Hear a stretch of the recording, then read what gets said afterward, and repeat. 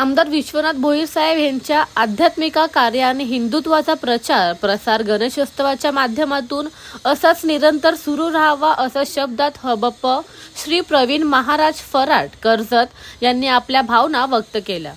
येथील शिवप्रेमी मागी गणेशोत्सवाच्या दुसऱ्या दिवशी कर्जत येथील प्रसिद्ध कीर्तनकार हबप प्रवीण महाराज फराट यांच्या कीर्तनाचे आयोजन करण्यात आले होते।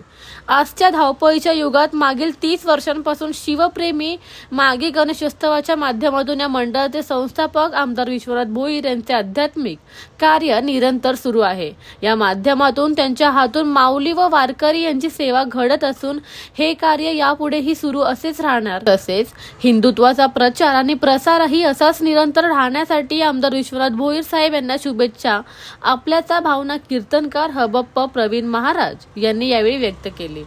दरम्यान रविवारचा दिवस असल्याने कल्याण पश्चिम मधील अनेक भाविकांनी शिवप्रेमी मागी गणेशोत्सवास भेट देऊन श्री गणरायाचे मनोभावे दर्शन घेत कीर्तनकार हबप प्रवीण महाराज यांच्या मधुर वाणीतील कीर्तनाचाही लाभ घेतला।